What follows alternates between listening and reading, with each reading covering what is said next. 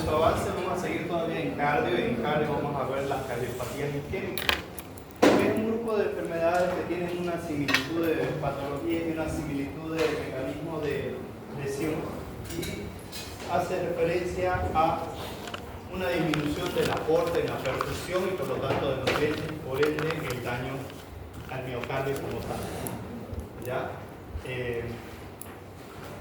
Bueno, básicamente la cardiopatía isquémica hace referencia, ¿no?, a un grupo de enfermedades que afectan al miocardio, y es por un desequilibrio entre los aportes de nutrientes a la célula miocárdica, ¿no? De tal manera que la isquemia es menos tolerada en relación a la hipoxia. ¿No? No se olviden que en la sangre no solo va oxígeno, sino también van nutrientes, y dentro de ellos, si no llega ni sangre, pero si no llega ni nutrientes ni oxígeno, la lesión va a ser mucho más grave, ¿no? El 90% de las isquemias es producida por obstrucción del flujo, y esta obstrucción en la mayoría de los casos es producida por una placa de ateroma accidentada o una placa de ateroma que se rompió y posteriormente embolizó y obstruyó cualquier vaso cerca del corazón. ¿Ya? Bueno, la cardiopatía isquémica va a dar 3 o 4 manifestaciones diferentes, que son una, que es la más grave, la más letal y la más peligrosa, el infarto agudo del miocardio, ¿no?, que es la isquemia con necrosis de lo que son los sarcómeros. La angina de pecho, que no es nada más y nada menos que un dolor de pecho de forma súbita que se localiza en tórax anterior, que se puede irradiar al brazo y al lado, brazo izquierdo y cuello, que no está el tiempo suficiente para causar una necrosis y daño celular irreversible. También puede dar una cardiopatía isquémica crónica, que es posterior a haber sufrido un infarto el paciente, el corazón da signos de quererse recuperar y por lo tanto queda cicatrizado. Y obviamente la muerte súbita, que como su nombre lo dice, el corazón se detiene y el paciente muere. No se sabe la causa de por qué se detiene, pero deja de funcionar. Puede ser en pacientes jóvenes, pacientes de mediana edad, pacientes añosos, y el paciente fallece directamente. ¿Ya? Recordar que si bien la causa de una cardiopatía isquémica en la mayoría de los casos es por una obstrucción de una placa de ateroma de una de las coronarias o varias de sus segmentos de las coronarias, esta puede deberse a otras causas, dentro de ellas un proceso inflamatorio de los vasos miocárdicos, una hipertrofia del miocardio o las arritmias. Una inflamación de los vasos miocárdicos, hay unas enfermedades sistémicas que se llaman vasculitis, y las vasculitis no son nada más y nada menos que la inflamación de los vasos. Y no es solo del corazón, sino que vasos generalizados de mediano, pequeño, mediano y gran calibre. Las hipertrofias del miocardio, habíamos dicho la anterior semana que el corazón se aumenta de tamaño para suplir ciertas demandas fisiológicas o patológicas, pero el incremento del tamaño del corazón, ya sea una hipertrofia concéntrica o excéntrica, no va asociado al crecimiento o neoformación de vasos, y eso lo convierte en un corazón susceptible de sufrir lesiones por isquemia y hipoxia. Y las arritmias, como las arritmias incrementan la frecuencia cardíaca, generalmente las taquicardias, ¿qué va a hacer? Que el corazón tenga menos tiempo para nutrirse, por lo tanto va a llevar a una isquemia y por lo tanto va a causar algún tipo de remodelación en el corazón. ¿Alguna pregunta hasta ahí? Bien. Epidemiológicamente es una de las principales causas de muerte, ¿ya?, representando un 13% de todos los fallecimientos globales, y eso representaría 7.5 millones. Estadísticas de Estados Unidos, sí, según el libro, porque no hay de aquí de Bolivia como tal. Y desde la década de los 60, actualmente el pronóstico ha mejorado bastante. ¿Qué quiere decir? Antes, el paciente que estaba infartado o tenía clínica de infarto, pues terminaba falleciendo. Hoy, a partir de la década de los 60, gracias a la prevención, gracias a avances en el diagnóstico y en el tratamiento oportuno de estos pacientes, se logró reducir la mortalidad de estos pacientes a largo y a corto plazo, actuando sobre el proceso desencadenante de la placa de ateroma. ¿Ya? La patogenia, o sea, ¿a qué es debido principalmente la causa de los infartos? Los infartos, como tal, lo habíamos mencionado, es la causa de una cardiopatía isquémica es la perfusión coronaria insuficiente respecto a la demanda del miocardio. O sea, un desbalance entre lo que aporta y lo que necesita. Y eso puede ser debido a una obstrucción de cualquiera de las coronarias, ¿no? Esto causa crónico estrechamiento, un estrechamiento crónico de los vasos, de los lúmenes de las coronarias, ¿no? Y grados variables entre los cambios de la presión. O sea, el proceso de una cardiopatía isquémica va a estar dependiendo y dependiente netamente de la placa de ateroma. Este es un vaso que vemos, ¿no? Un vaso que tiene su endotelio, su íntima y sus musculares mucosales, en el cual se formó una placa de ateroma, este engrosamiento que vemos acá, formada por lípidos, formada por macrófagos, ¿no? Y plaquetas. Entonces, esa placa, cuando no se produce exposición de su matriz hacia la luz, es una placa estable y por lo tanto no va a haber formación de un coágulo. En este caso, esta placa, por algún motivo, hizo una ruptura, tuvo exposición de la matriz extracelular y ahí iniciaron las plaquetas a adherirse y formar este coágulo.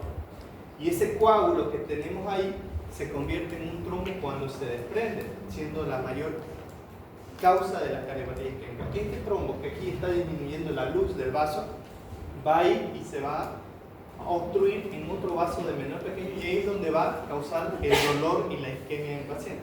Pero aquí vemos que está ya con la placa de ateroma más el trombo, tiene solo aproximadamente entre un 10 y un 20% del lumen del vaso. Cuando ya hay una disminución de un 10% de la irrigación, de la perfusión de un vaso coronario, empieza a haber las manifestaciones cardíacas, como son dolor asociado a náuseas, vómitos o sensación de muerte.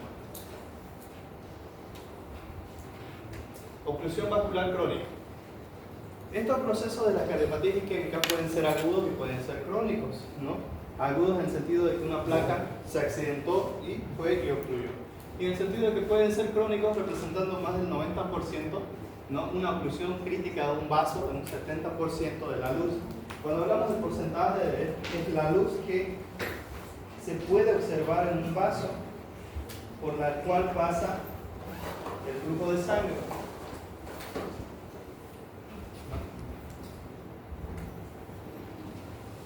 Si este fuese un vaso, ¿no? Y hasta ahí tuviese la placa, eso representaría un 70% de la luz del vaso. Y por donde estaría pasando el flujo de sangre. Ese porcentaje que queda por donde pasa el torrente sanguíneo no es suficiente para suplir las demandas de un paciente que tiene algún tipo de actividad física. Es por eso que las manifestaciones de cualquiera de las isquemias generalmente se produce cuando hay actividad física, porque como ahí incrementa la demanda de nutrientes y entre ellos oxígeno, este vaso no va a tener la misma capacidad de un vaso que no tiene ateromas de hacer una vasodilatación efectiva. Por lo tanto, no va a haber aporte al tejido circundante, que sería la parte del miocardio. Y ahí es donde empieza a haber la lesión, muerte de los sarcómeros con posterior repercusión sobre el paciente. ¿Ya? Las manifestaciones clínicas ocurren cuando las demandas metabólicas incrementan. ¿Ya? Si la oclusión es del 90%, origina un flujo coronario inadecuado. ¿No? Si con 70% ya tenemos una manifestación clínica por oclusión, imagínense cuando tiene solo un 10% de luz que por donde está pasando sangre o flujo sanguíneo. Las manifestaciones clínicas van a depender del tiempo de instauración de la oclusión, van a depender del grado de obstrucción en el vaso para ver las diferentes manifestaciones en un paciente. Si esta oclusión se hizo a lo largo de 20 años, los cambios van a ser mínimos en el proceso de cuando él tenga alguna actividad física e incremento de la demanda metabólica. Pero si esta oclusión se formó a raíz de que se despegó un trombo de aquí y se instauró y causó que se ocluya más del 80%, eso va a dar una repercusión clínica y hemodinámica significativa en menor tiempo y obviamente va a tener mayor repercusión sobre las células miocárdiacas. Hemos hablado de las placas de ateroma. Las placas de ateroma no son nada más que acumulación de células grasas o de los adipocitos dentro de las paredes de los vasos, sobre todo las arterias. ¿no? Si consideramos que esto de aquí fuese el endotelio y aquí los vasos sanguíneos, a través de la LDH, que es la transportadora de colesterol, que por algún motivo hace que en las paredes de los vasos arteriales se acumulen el tejido graso, y este acarrea que los glóbulos blancos vayan intenten englobarlo, ¿no? Y esa acumulación excesiva sin cambios en el estilo de vida del paciente va a hacer que esto vaya aumentando. Y esas placas inicialmente, el cuerpo es tan sabio que lo que hace es bordearla con una capa fibrosa para evitar que estas se accidenten, pero en ciertos casos, cuando esto sigue incrementando, llegan a haber exposición de la matriz y se adhieren los coágulos, inicialmente las plaquetas para formar coágulos, y eso se convierte en trombos. Eso como lo vemos nosotros fisiológicamente o en un estudio para determinar el riesgo cardiológico que tiene. Una tomografía cardíaca en la cual trata de ver una de las coronarias, que si ven es esto blanquito que va, que la luz y el lumen tendría que ser así. Lo ven uniforme, pero ven aquí cómo se accidenta y cómo disminuye el calibre del vaso. Eso es una placa de ateroma. Y eso es lo que causa las isquemias coronarias, la isquemia del miocardio. Si lo vemos acá, que este es un estudio estático y este es un estudio dinámico, que son las coronariografías o la cinecoronariografía, lo mismo que hacen cuando hacen un cateterismo cardíaco. Vamos a ver un vaso en el cual el flujo sanguíneo, que es lo más oscuro, disminuye su luz. Posterior a intervención quirúrgica o intervención con stent, que son lo que se colocan los vasos, vemos cómo cambia el flujo. Y es debido a esta intervención, tanto quirúrgica como medicamentosa, que los pacientes han mejorado su calidad de vida y han mejorado su supervivencia a largo plazo.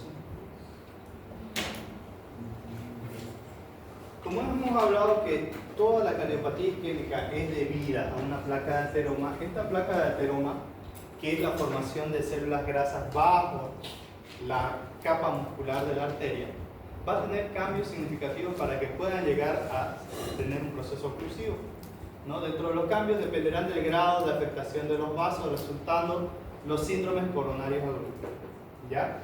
Estos cambios comienzan por la conversión aguda e impredecible de una placa aterosclerótica estable en una aterotrombótica inestable, potencialmente mortal. Inicialmente, cuando se formó la placa, se dice que una placa de ateroma tarda toda una vida generalmente en producirse, en llegar a un tamaño considerable.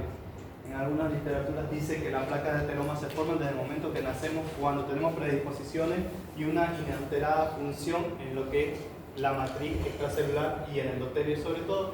Este esquema de aquí lo que trata de esquematizar es, tenemos endotelio, y en el cual hubo una infiltración de células grasas y los mastocitos van a englobarla. Posterior a englobar los mastocitos a las células adiposas, van a haber neoformación de células lisas o músculo liso alrededor, tratando de hacer lo que esto no se salga, pero con el paso de los años eso puede llegar a lesionarse. Una placa de ateroma tiene un proceso de formación de más o menos 5 pasos, en el cual hay una disrupción endotelial o un daño endotelial, donde el mastocito llega al depósito de células grasas. Estas células grasas, que obviamente van a estar ahí porque el paciente no es que vaya y coma puro lechuga, ¿no es cierto? Es un paciente porque está comiendo muchas frituras, muchas cosas grasas, y hay un exceso de grasa, y esto lo van a ir a depositar ahí. Una vez se depositan, los mastocitos llegan y tratan de encapsular, englobar todo lo que son las células grasas, y se van aumentando en grosor y extensión la íntima de los vasos sanguíneos, lo cual va a producir un acúmulo de células grasas, mastocitos, fibroblastos, y además una neoformación de lo que es la capa muscular sobre los tejidos de grasa que están. Esto se convierte en una famosa placa estable, ¿lo ven? Miren, o sea, dura quiere decir. Tenemos una células grasas que está conformado por mastocitos, por fibroblastos, y además tenemos una neoformación de células de músculo liso. lo cual hace que hacia la luz obviamente haya una rugosidad y haya una disminución de la luz, y eso es lo que va a acarrear la sintomatología de un paciente. Histológicamente se pueden ver de la siguiente manera.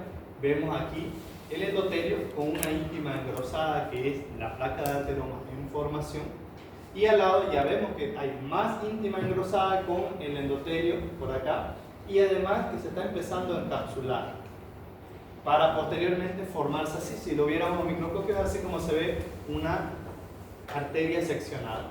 Vemos que aquí está la luz del vaso, el endotelio, la íntima, y aquí vemos el proceso de una placa de ateroma bastante consolidada y además que es estable. Ahora, puede ser que la placa de ateroma se forme en un solo lugar, como también que se forme en múltiples lugares, total que va disminuyendo la luz del vaso y por lo tanto el aporte a ese mismo vaso. Entonces, ¿cómo se ve una placa normalmente accidentada, una placa inestable? Histológicamente vemos un vaso en el cual tiene múltiples placas de ateroma, las cuales se ulceraron y por ende hubo adherencia de las plaquetas y formación de este coágulo con disminución de la luz. Este coágulo se desprende convirtiéndose en una placa inestable y va a construir un vaso alargado más adelante de donde se inició el proceso. ¿Ya? Todo esto para llegar a ¿qué? Dentro de la cardiopatía isquémica existen cinco patologías que hay que descartar. 5 patologías que van de la manito y todas tienen casi la misma manifestación. Y esas patologías son una angina estable, angina inestable, infarto agudo de miocardio y una muerte súbita. ¿Ya? Entonces, estas son las patologías, y a estas dos anginas se le suma la angina de Brice-Metal, que es una variante de las dos. ¿Ya? Entonces, estas 5 patologías, o 4 patologías en excepción de la muerte súbita, porque ya les va a llegar muerto, se tienen que descartar cuando un paciente viene con dolor precordial de inicio súbito o asociado a actividad física.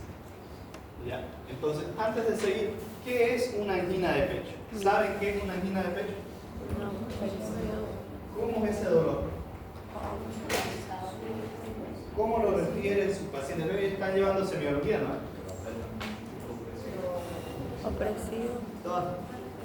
¿Cómo aparece? ¿Cómo les va a decir su paciente que les llega ese dolor? ¿Sí? Puede ser súbito, ¿qué más? Súbito, opresivo, ¿qué más? Refiere al brazo izquierdo también, puede ser. Refiere dolor en brazo izquierdo y cuello, ¿qué más? Señora, cuando le puedo ver. Ya.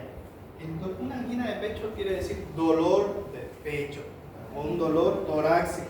Y ese dolor torácico es referido como un dolor que puede estar asociado a la actividad física o asociado al reposo. Un dolor de gran intensidad que se refiere como si el paciente tuviera una bolsa de arena sobre su pecho que no lo deja respirar. Y ese dolor se puede irradiar al brazo izquierdo, sobre todo el borde inferior, y al cuello izquierdo, al lado del cuello, al lado izquierdo. Asociado a sensación de muerte súbita, un dolor tan intenso, diaforesis del paciente, palidez mucocutánea, además de náuseas y vómitos por los reflejos vagales que produce. Ese es un dolor de pecho, esa es una angina. Y la angina, dolor torácico, generalmente va desde los 15 segundos hasta los 15 minutos, no pasa más una angina. Si pasase de 15 minutos una angina, ya no sería angina como tal, podríamos estar enfrente de un infarto, ¿no?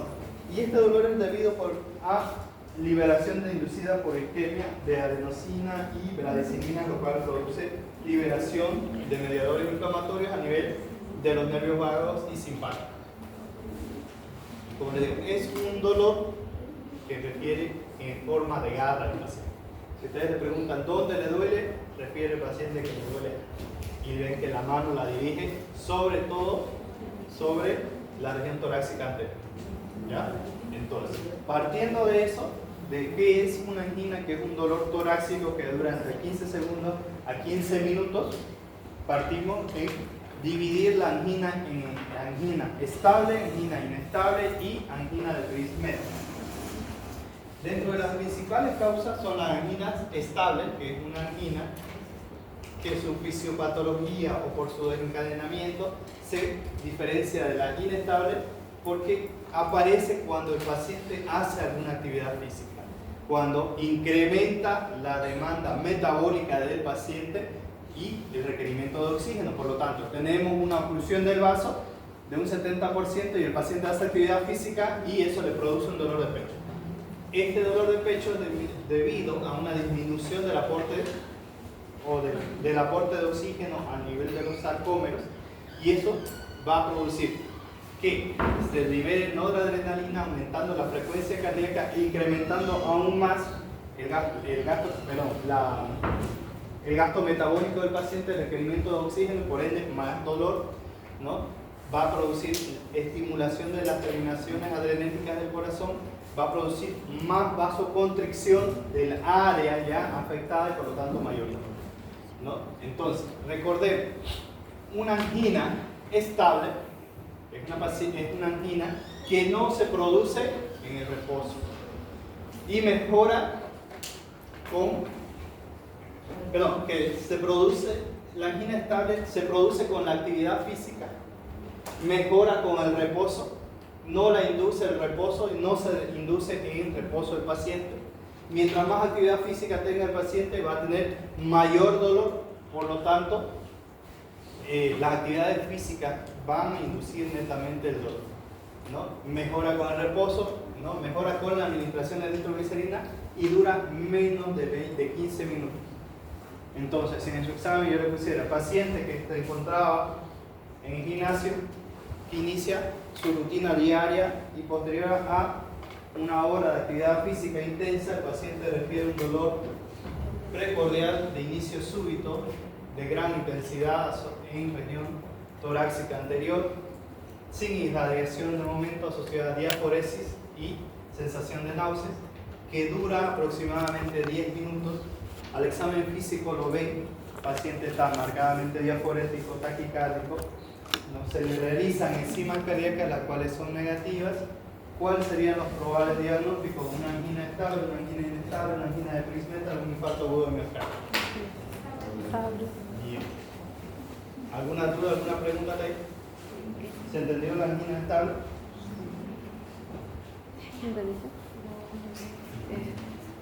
Nitroglicerina, ¿qué? Medicamento. La próxima variante de angina es la angina de Prince-Metal. Esta angina, como tal, se produce por un espasmo de las arterias coronarias, sin necesidad de que haya una placa de ateroma. No tenemos obstrucción de la luz en este caso. Lo que hay es, no se sabe la causa, que los vasos coronarios producen una obstrucción. Esta obstrucción no es debida a aumento de las demandas metabólicas, no está asociada al examen físico y responden inmediatamente a la administración de vasodilatadores en el momento que se diera. Entonces, la angina de Prince-Metal, a diferencia de lo que es la angina estable, que también es un dolor precordial, no guarda relación con la actividad física. En cambio, la angina estable sí guarda relación con la actividad física. El dolor puede persistir desde 15 segundos hasta 15 minutos. ¿Cuál es la diferencia la una de la otra? La actividad física. En el contexto que se lleva a cabo la angina. O sea, si él estuvo haciendo actividad física, lo más probable es que sea una angina estable. Pero si él estuvo haciendo actividad física, igual tuvo una contracción espasmódica, puede ser igual a una angina de Prince-Metal. Este tipo de angina es una de las más infrecuentes, pero son las que explican los dolores anginosos en pacientes que se le hace estudio de coronariografía, no evidencia placas y el paciente tiene dolores cuando está en reposo. El otro tipo de angina que va asociado a los dolores síndromes coronarios como tal es la angina inestable. Este tipo de angina es un dolor precordial. La misma característica de todos los otros dolores, puede estar asociada o no a la actividad física, ¿ya? De más de 20 minutos de evolución y puede ser desencadenada o no por el ejercicio, aunque también puede aparecer en el reposo. Es asociada a una ruptura de placa ¿no? Y esta se convierte en un trombo y el trombo va y ocluye a la región distal. Si tenemos una placa que se accidentó, se formó un trombo y el trombo fue y ocluyó distalmente el vaso, produciendo isquemia más distal de donde se accidentó la placa. ¿Ya? Hasta ahí, ¿alguna pregunta sobre las isquemias? Perdón, sobre las anginas. Todo se trata con vasodilatadores. Todo se trata con vasodilatadores hasta me falta hasta aquí. Pero ¿de qué va a depender? Los vasodilatadores, como su nombre lo dice, está encaminado a tratar de que si aquí tengo una oclusión, que va a estar un poquito más grande. Pero si el trombo es grande, un vasodilatador no va a mejorar. No va a mejorar. Se utilizan, depende de la ventana terapéutica. ¿Sí? En el paciente cardíaco, paciente que tiene un síndrome coronario, el tiempo es corazón. ¿Qué quiere decir eso? Mientras más tarde en llegar el paciente, muy poco vamos a poder hacer con él. La ventana terapéutica para hacer utilizar fibrinolítico en pacientes que tienen infarto son de 4 a 6 horas, o otro dicen de 3 a 4 horas. Si llega posterior a eso, a las 6 horas se considera un infarto evolucionado del miocardio, por ende, lo único que hay que hacer es sintomático. ¿Qué quiere decir eso? Vasodilatadores, beta bloqueantes. ¿Los beta bloqueantes para qué? Un beta bloqueante tiene una función en el corazón de disminuir la frecuencia cardíaca, aumentar el tiempo de diástole donde el corazón se nutre para que tenga menos isquemia asociado a analgésicos como la morfina y sobre todo ansiolíticos para mejorar. Ahora, también se utiliza la atorvastatina en una dosis de carga ¿para qué? No para disminuir el colesterol circulante del paciente, sino para que vaya al lugar de la lesión y estabilice esta placa, haga que el proceso de adhesión sea más intenso y repare la placa para que no se forme otro trombo. Entonces, pero inicialmente son los vasodilatadores siempre y cuando el paciente tenga presión arterial. Y no se olviden que los vasodilatadores, dentro de ellos tenemos la nitroglicerina, que es principal, o el medocor, que la función es hidrohidratar, pero no dilata solo el lugar de la lesión, produce una dilatación generalizada, por lo tanto va a haber disminución de la perfusión y va a haber disminución del gasto cardíaco, por lo tanto va a haber disminución de la presión arterial, el paciente se puede ir. No es que todo paciente infartado le van a estar dando vasodilatadores, porque depende de la situación del paciente como yo. Y bueno, dentro de, ya pasamos las anginas estable e inestable de Prince-Metal, que son las que hay que indagar, las que hay que diagnosticar. Y ahora viene la más grave de todas, que es una cardiopatía isquémica, que es el infarto. ¿Qué es el infarto? No es nada más que una obstrucción persistente que origina muerte de los sarcómeros, por lo tanto repercusiones clínicas y hemodinámicas, ¿no? El infarto agudo de miocardio es una miocardiopatía isquémica, representa unos 1.5 millones de personas en Estados Unidos que sufren una angina y una defunción de 610.000 pacientes al año, ¿no? Una de las principales causas de los infartos como tal son las aterosclerosis o la aterotrombosis, ¿ya? Lo cual esto puede manifestarse en diferentes edades, generalmente un 10% en menores de 40 años, en 45% en menores de 65 años, y con mayor frecuencia en varones que en mujeres, pero hasta la edad de la menopausia. Posterior a la menopausia, las mujeres tienen mayor riesgo cardioembólico de hacer una isquemia coronaria en relación a los hombres. Antes de ello tienen una protección por los estrógenos y posterior a ello pueden tener el riesgo de cualquier parte. ¿Ya? Entonces, ¿cuál es la etiopatogenia de un infarto agudo de miocardio como tal? ¿No? Que es una placa de ateroma erosionada o ulcerada que pone el endotelio, y al haber exposición del endotelio, lo que va a haber es una adhesión plaquetaria y por ende una activación plaquetaria, liberación de tromboxano, lo cual va a hacer que más plaquetas vayan y salieran al lugar de la ulceración de la placa, y eso va a activar el sistema de coagulación, lo cual va a formar trombos a nivel de donde se accidentó la placa, ¿no? En minutos este trombo va a crecer en tamaño y puede o no embolizar, despegarse de donde empezó e ir a ocluir más distalmente otro vaso de menor calibre. Lo mismo, ¿no? Aquí tenemos una de las coronarias, ¿no? En la cual se evidencia una placa de ateroma y ahí se forma un coágulo, y ese coágulo va a hacer embolización a cualquier otro vaso más distal y producir el infarto en cualquier parte del corazón. ¿Y eso cómo se ve en una pieza anatómica? Vemos un vaso y en cual miren cómo las paredes de este vaso, de esta coronaria, están rugosas en relación a esta parte que es la sana del vaso. Miren cómo están irregulares, tortuosas. Eso predispone a que cualquiera de ellas se accidente, como pasó en el caso de este lado, en el cual vemos que el trombo está mucho más adentro de la íntima y ahí se formó uno y otro más, lo cual causó una obstrucción de toda la luz de este lado. Pero como este vaso, miren, tiene una colateral, puede pasar el flujo por ahí, aunque menos de un 10%, y esto es lo que produce el daño. Si a ese vaso le hacemos un corte transversal, lo que vamos a ver es la luz del vaso, el endotelio y la placa de ateroma como tal, asociada a los macrófagos y tejidos celulares subcutáneos que están cerca de la pared. Y ahí se puede accidentar y formarse el trombo. Lo mismo si viéramos de la parte externa, donde se produce una obstrucción, va a haber una área de necrosis del miocardio y eso es lo que representa un infarto, ¿no?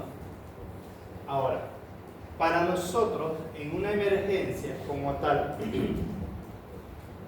existen los síndromes coronarios con elevación del segmento ST, los síndromes coronarios sin elevación del segmento ST y los síndromes coronarios con inversión de la onda T. ¿Y eso qué traduce para nosotros? Emergencia. ¿Saben cómo es un electrocardiograma? ¿No? ¿Han llevado en fisiología? ¿Seguro?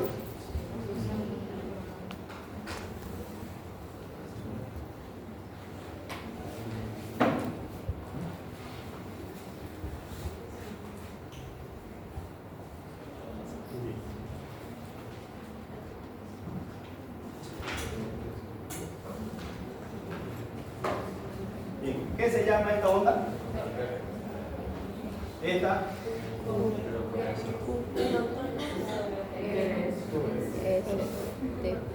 ¿Qué se llama esta onda?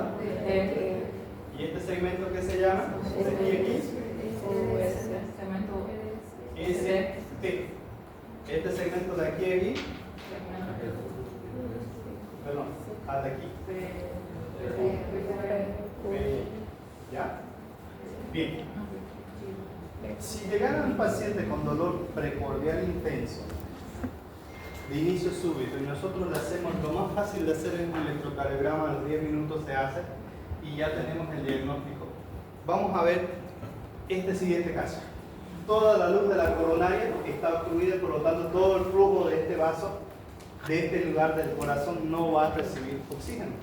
Y eso, como es una lesión intensa, se va a manifestar de la siguiente manera en el electrocardiograma.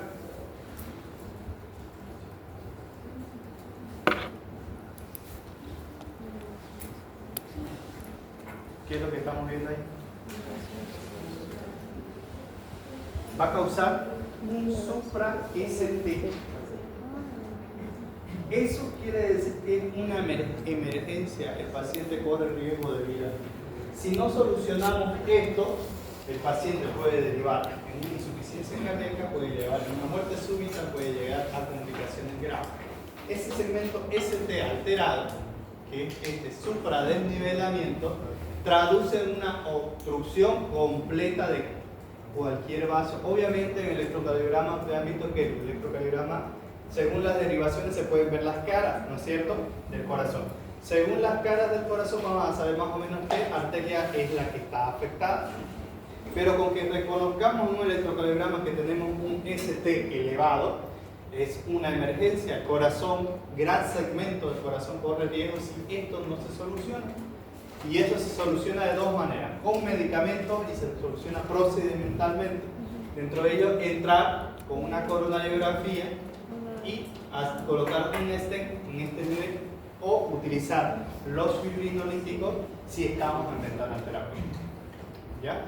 El otro signo importante es que el paciente nos llega con mucho dolor precordial intenso, inicio súbito, y le hacemos un electrocardiograma al paciente, y en el electrocardiograma nosotros identificamos esta alteración.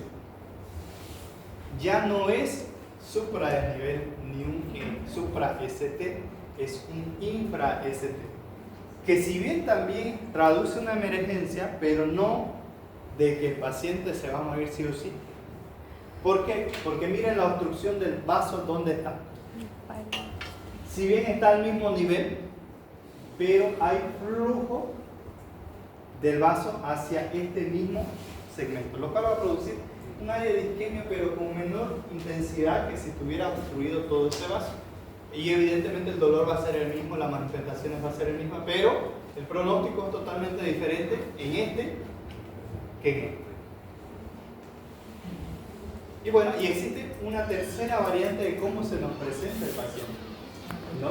Que es una misma obstrucción que puede ser al mismo nivel, pero la luz es mucho más, un poco más amplia. Por lo tanto, no va a producir una lesión isquémica intensa en la cual puedan morir las células, pero va a haber un área de isquemia, y esa área de isquemia se traduce con, mira, inversión de la aorta aterna. Hasta el momento, estas modificaciones electrocardiográficas, por cierto, no va a entrar en ese examen los electrocardiogramas, ¿no? Pero es para que conozcan, ¿ya? Esto traduce daño, ¿no? Traduce muerte de los sarcómeros o de los miocardiocitos. Estas dos formas que tenemos aquí están dañadas. Y esta inversión de la traduce isquemia. Esta isquemia puede ser reversible con fármacos vasodilatadores, y esto puede mejorar en el transcurso de horas. ¿Alguna duda, alguna pregunta hasta ahí? ¿Algo que no haya quedado claro? ¿Se entendió? Entonces, electrocardiográficamente lo que hemos hablado, ¿no? Podemos tener estas tres fases: una fase de isquemia en la cual hay inversión de la onda T, que es porque la luz está disminuida y hay mayor requerimiento metabólico, mayor requerimiento de oxígeno, y por lo tanto va a haber una manifestación clínica, ¿no? Una fase de lesión en el cual tenemos un supra o infra ST, donde está lesionada una parte de la pared cardíaca, y eso se va a manifestar en el electrocardiograma. Y si el paciente llegó a sobrevivir y lo llegaron a referir, lograron darle medicación antifibrinolítica, ya no va a volver a la normalidad como es un complejo QRS normal, sin supra-ST, ¿no? Vamos a tener un electrocardiograma en el cual se va a reflejar el daño que tuvo, que es una onda Q profunda, que se considera mayor a un cuadrito y medio, una onda Q patológica. Eso quiere decir que en algún momento ese paciente tuvo una isquemia severa y significativa, y por eso fue capaz de regenerarse y de llegar a una adaptación que le permitió seguir latiendo y seguir viviendo, ¿no? Entonces, este esquema trata de decir lo mismo, ¿no? Solo que aquí mostrando piezas reales en el cual está el trombo ocluyendo toda la luz del vaso y causa un supra-ST. Aquí tenemos un paciente que puede ir a un infra-ST o a una inversión de la onda T.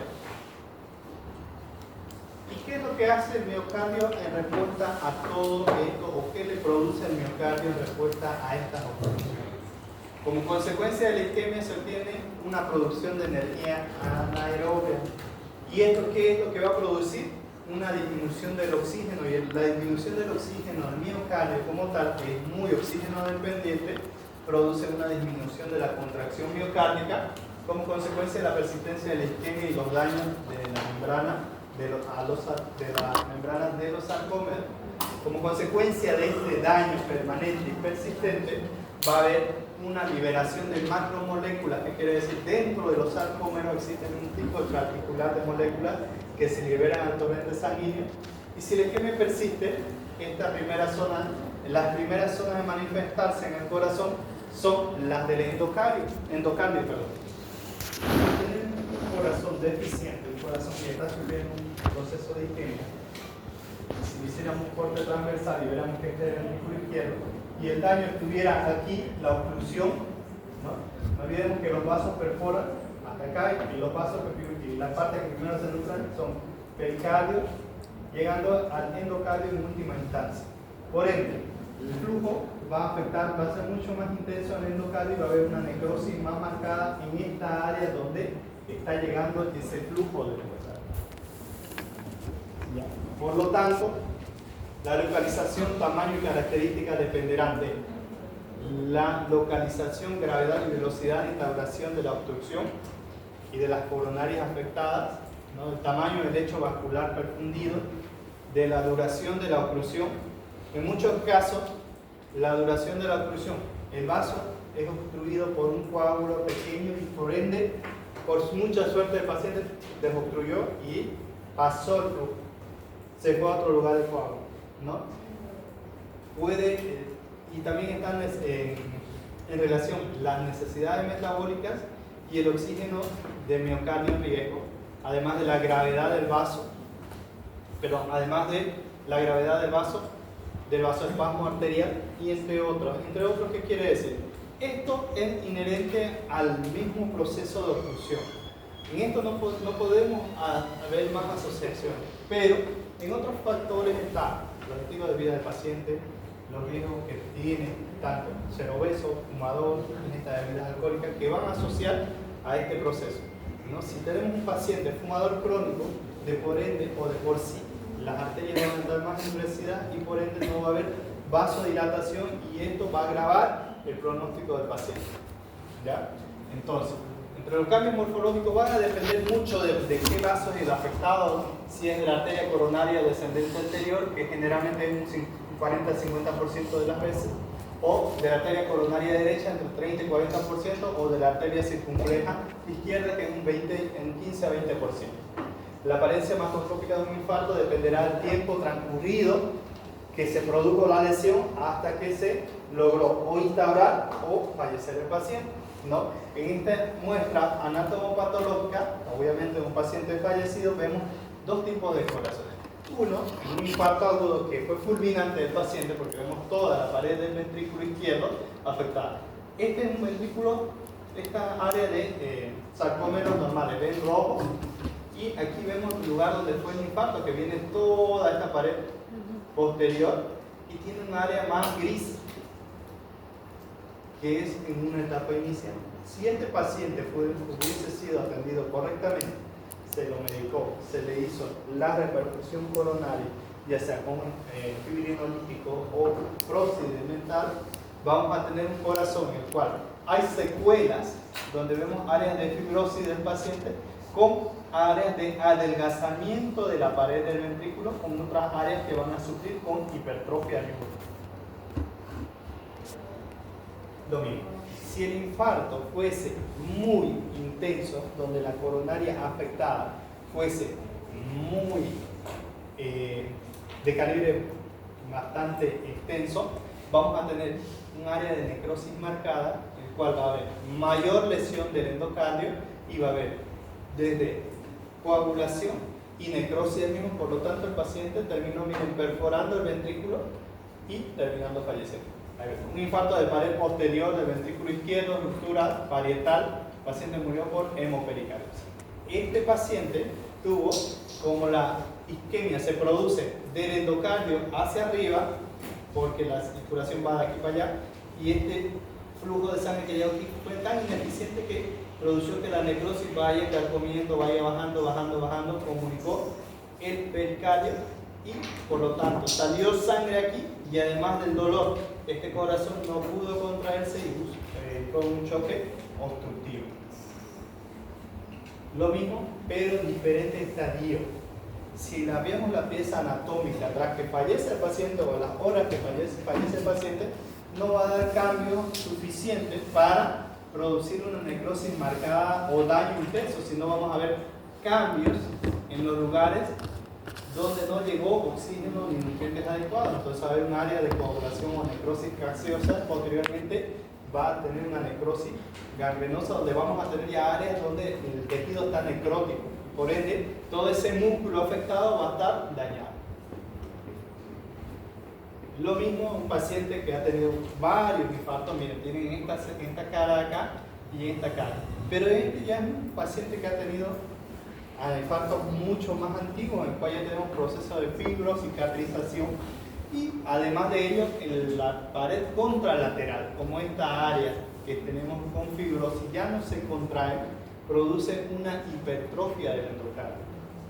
Segmentaria, si esto le hiciéramos un ecocardiograma al paciente, lo que veríamos que esta área de aquí, que es la del septum interventricular, no se contrae, está con áreas de asinesia en relación a esta área que está compensando.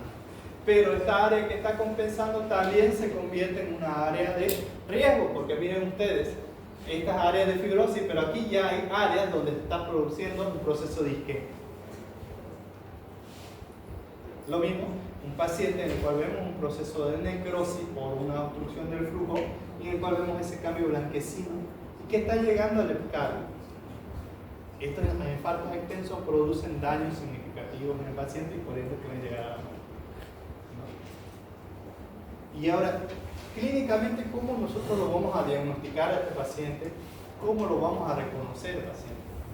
Evidentemente, un paciente que llega con un dolor precordial de inicio súbito, que puede estar o no asociado al ejercicio o puede estar asociado al descanso, netamente al reposo, ¿no? Pero las características son estas: un paciente que tiene dolor precordial de inicio súbito, intenso, que dura más de 30 minutos o 20 minutos, el cual se asocia a irradiación a la región anterior del tórax, a la región lateral izquierda del cuello y abrazo del lado izquierdo, pero en la parte de cubital, ¿ya? Entonces, esto debe estar asociado a diaforesis, náuseas, pero existen sus excepciones en todo tipo de pacientes, ¿no? Como los pacientes diabéticos, por tener una neuropatía, no manifiestan este dolor característico. Pacientes diabéticos vienen solo con un dolor epigástrico intenso que no mejora con nada. Y otra característica es que las mujeres, como tal, las mujeres jóvenes no manifiestan toda esta sintomatología. Por naturaleza, las mujeres soportan más dolor que el hombre, entonces hay mujeres infartadas sin ese dolor característico. ¿Ya? Nacieron para sufrir en otras palabras. Bueno, seguimos. Antes que se duerma. ¿Se entendió hasta aquí? Bien, seguimos. ¿Alguna pregunta sobre el dolor? Bien. Bueno, ¿y cómo lo diagnosticamos? Evidentemente, ante la clínica, ante la sospecha, nosotros tenemos que hacer un estudio complementario. Dentro de ello, el primero, un electrocardiograma, que ese ya lo tenemos a los 10 minutos en los hospitales. Cuando ustedes vayan en interno, a los 10 minutos ya está poniendo los cables, ¿cierto? En el caso de ustedes, de aquí a 2 años van a estar poniendo los cables y van a estar haciendo su electrocardiograma.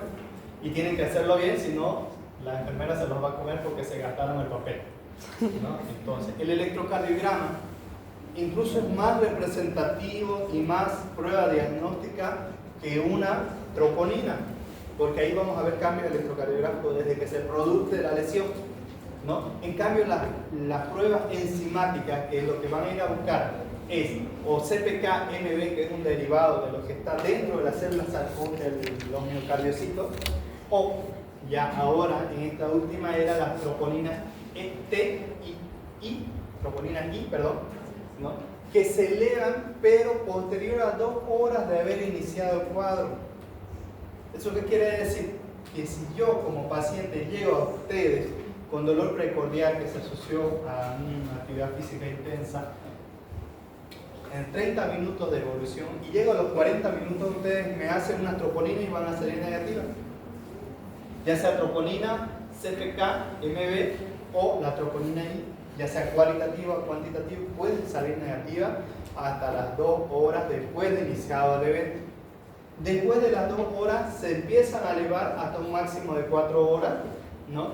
Y pueden estar a un máximo de 48 horas elevadas y de ahí empiezan a descender.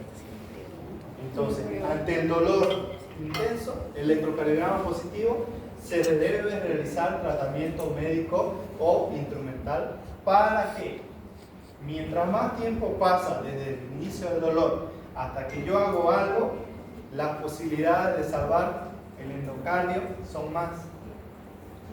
Mientras pasan las 6 horas de evolución, el tiempo, o sea, lo que yo pueda hacer después de eso ya no sirve de nada. El endocardio muerto va a quedar y las lesiones van a ser permanentes y no vamos a poder recuperar ese endocardio. ¿Ya? Entonces, eso. ¿Cuáles son las consecuencias de un infarto extenso, de un infarto que se pudo revertir? Evidentemente van a llegar a tener consecuencias en un paciente, en un corazón sano. Dentro de ellas, una disfunción contráctil, que sería una de las principales. Las disfunciones contráctiles, una disfunción de los músculos papilares. Los músculos papilares, ¿cuáles son los músculos papilares en el corazón? Las cuerdas tendinosas que jalan los velos del paraje, de la válvula, ¿cierto? Infarto del ventrículo derecho, como tal, el ventrículo derecho, como ven y saben anatómicamente que el grosor es mucho menos, ¿no? Y si tiene un área deficiente el corazón, al hacer trabajar más al otro lado, va a tener un área de infarto. Ruptura del miocardio, como vimos en las anteriores imágenes, cuando hay esa necrosis extensa puede llegar a comunicar tanto la cavidad interna del ventrículo con el pericardio y por lo tanto causar un hemopericardio. Arritmia por la disminución de la perfusión, pericarditis más adelante por proceso infeccioso. Dilatación de cavidades por compensación. Un aneurisma ventricular. Como vimos, si el endocardio se lesionó, va a haber esa área de cavitación y eso va a hacer que la pared, si el infarto no llegó a comprometer toda la pared, la arteria dañada, y solo llegó a lesionar esta parte y ahí actuamos y le dimos medicación y esta área se salvó, va a haber esta área aneurismática porque esta área se necrosó y vamos a tener como una lesión sacabocada, lo cual va a debilitar esta pared y la va a predisponer a otro proceso de infarto y por lo tanto va a poder tener un área de isquemia más frecuente. Y obviamente, si logró sobrevivir a cualquiera de esas cosas del paciente, que se pueden dar estas manifestaciones dentro de los 7 primeros días que son los más críticos del paciente, va a llegar en algún momento a una insuficiencia cardíaca. ¿Ya? Entonces, ¿cuál es el tratamiento? En el libro lo cita todos los tratamientos, pero como esto es anatomía patológica no lo vamos a ver a fondo. Dentro del tratamiento, principalmente es calmar el dolor, disminuir la isquemia, aumentar la perfusión, ya sea con medicamentos o procedimentales, y lo ideal fuera que todo paciente antes de las 6 horas de iniciar el tratamiento ingrese a un proceso de revascularización y a desobstruir ese vaso para que se perfune. Ahora, el libro también reporta que posterior a la reperfusión, que es recanalización del mismo vaso, puede haber mayor lesión del mismo endocardio y por lo tanto causar más muerte. Y eso se debe a que en algunos casos los pacientes no llegan a tiempo, llegan ahí al límite. Llegan al límite de las 6 horas y se decide hacer una reperfusión. Si ya tenemos un área isquémica que está produciendo energía anaerobia, va a haber áreas que ya están muertas, ¿no? Y va a haber restantes de oxígeno. Y el oxígeno como tal es muy oxidante. Si le llevamos más oxígeno a un área isquémica, el que necesita va a producir más daño. Incluso algunos pacientes pueden fallecer después de que se le hace su proceso de reperfusión. Y esto, el proceso de reperfusión bien hecho es lo que ha disminuido la mortalidad y ha mejorado el pronóstico del paciente asociado a los medicamentos fibrinolíticos para desobstruir la obstrucción coronaria. Obviamente, a raíz de estos procedimientos también hubo otro tipo de infartos, que son los pacientes que se infartan por el mismo stent original, ¿no? El mismo stent que produce si bien tiene una sustancia que evita la agregación plaquetaria, en algunos casos también predispone a la formación de coágulos en el mismo lugar del stent. Y eso predispone a otro tipo de infarto, ¿no? Que se llama un tipo de infarto tipo 5. ¿Alguna duda, alguna pregunta, algo que no haya quedado claro? ¿Se entendió? Le pregunto yo a ustedes entonces. Ya. ¿Algo que no haya quedado claro? Repitamos ahorita. ¿Ah? ¿Se Un entendió? examen es cuando la arteria Entonces vayan a estudiar está para su examen. tapada para ¿Cuándo va a ser la sesión? En mayo va a ser el 5 o 7 de mayo, si no me equivoco. Sí. 7 creo que no. Muy bien. Voy a dar todo lo que